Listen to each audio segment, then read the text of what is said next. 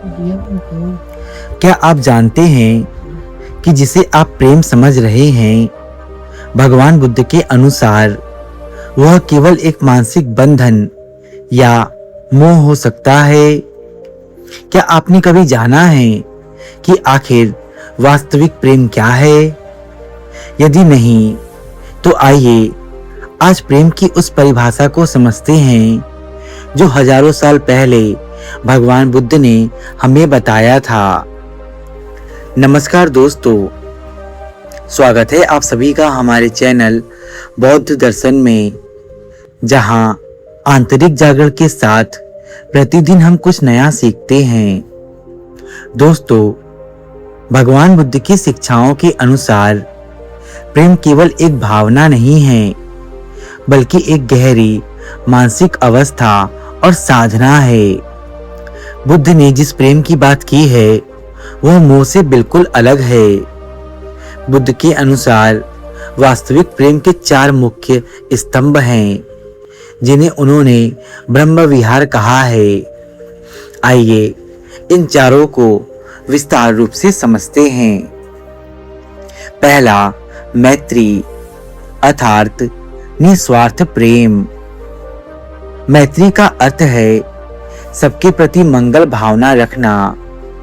बुद्ध कहते थे कि जिस प्रकार एक माँ अपने बच्चे की रक्षा के लिए अपने प्राणों की बाजी लगा देती है, वैसे ही असीम प्रेम और दया हमें सभी जीवित प्राणियों के प्रति रखनी चाहिए। इसका आधार यह है कि इसमें कोई शर्त नहीं होती। आप सामने वाले से कुछ पाने की इच्छा नहीं रखते, बल्कि केवल उनके सुख की कामना करते हैं। दूसरा है करुणा, दूसरों के दुख को समझना। जब आप किसी को कष्ट में देखते हैं तो आपका हृदय कांप उठता है और आप उस दुख को दूर करने का प्रयास करते हैं। उसे ही करुणा कहते हैं। करुणा का आधार वास्तविक प्रेम है। वास्तविक प्रेम तब तक पूर्ण नहीं है जब तक उसमें दूसरों के प्रति सहानुभूति और सहायता का भाव न हो। तीसरा है मुदिता अर्थात निस्वार्थ प्रसन्नता। दूसरों की सफलता और खुशी को देखकर ईर्ष्या के बजाय आनंदित होना, यही मुदिता है। इसका आधार यह है, अक्सर मानवीय प्रेम में प्रतिस्पर्धा आ जाती है, लेकिन बुद्ध की शिक्षा के अनुसार दूसरों की उन्नति में अपनी खुशी ढूंढना ही वास्तविक प्रेम की पहचान है।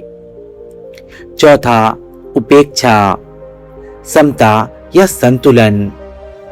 यह प्रेम का सबसे गहरा स्तर है।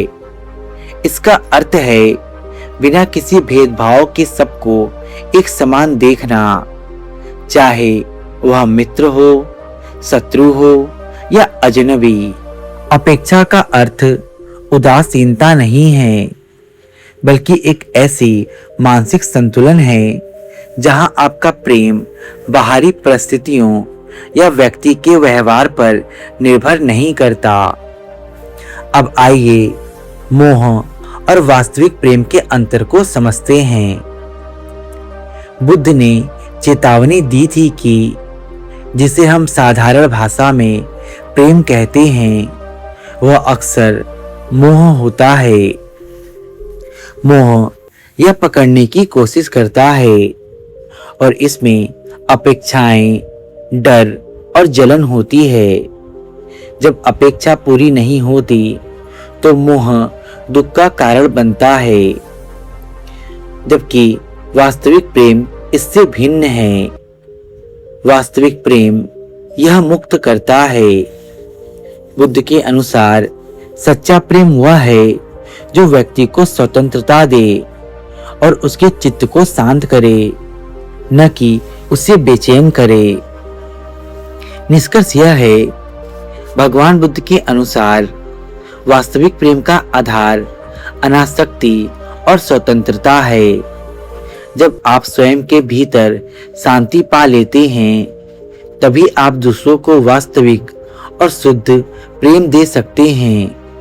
प्रेम की गहराई को समझने के लिए बुद्ध के दर्शन और उनके जीवन से जुड़े दो उदाहरण बहुत ही प्रभावशाली हैं, जो मोह और वास्तविक प्रेम के अंतर को स्पष्ट करते हैं। पहला, फूल का उदाहरण। भगवान बुद्ध ने एक बहुत ही सरल लेकिन गहरा उदाहरण दिया था। उन्होंने कहा, मोह क्या है? मोह ऐसा है, यदि आप एक सुंदर फूल को देखते हैं और उसे पसंद करते हैं, तो आप उसे तोड़कर अपने पास रखना चाहते हैं। उसे तोड़ने का अर्थ है उसे अपने अधिकार में लेना।